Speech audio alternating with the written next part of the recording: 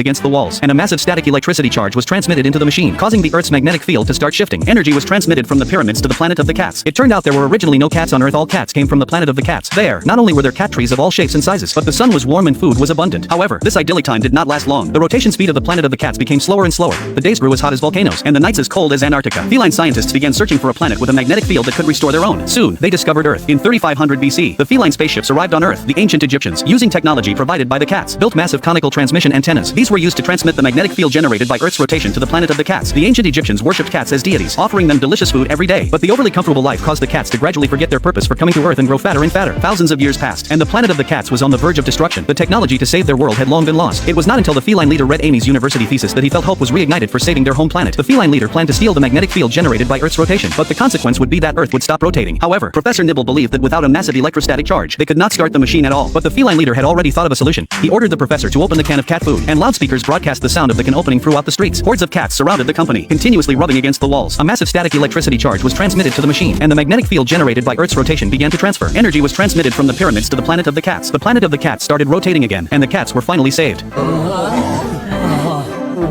What's all this cat hair on my sweater? Why am I full of sand?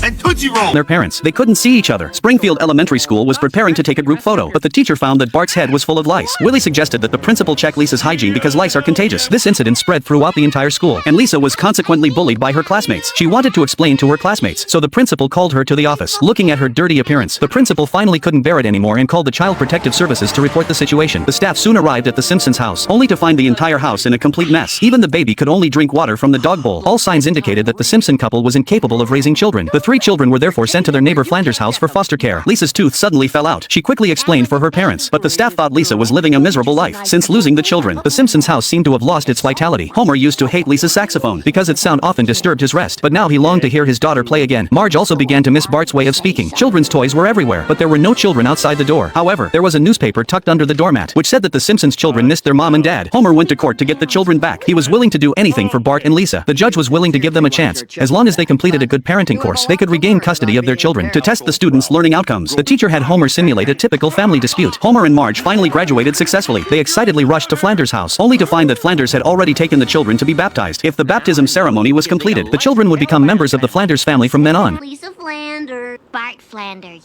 But they searched all the churches in town and couldn't find any trace of the Flanders family. At the critical moment, Homer finally came up with a solution. Wow, Dad, you took a baptismal for me. How do you feel? Escape with a spoon, but Lisa persuaded him. A rescue team will definitely come. It turned out that Springfield had been hit by a rare heavy snowstorm. One snow angel coming up! The heavy snow blocked the roads, making travel extremely difficult. And everyone has a snow day but us. Wonderful! Marge was worried that the children couldn't get home, while Homer modified the roof of the Flanders house into a snowplow. Your roof, it's only fair.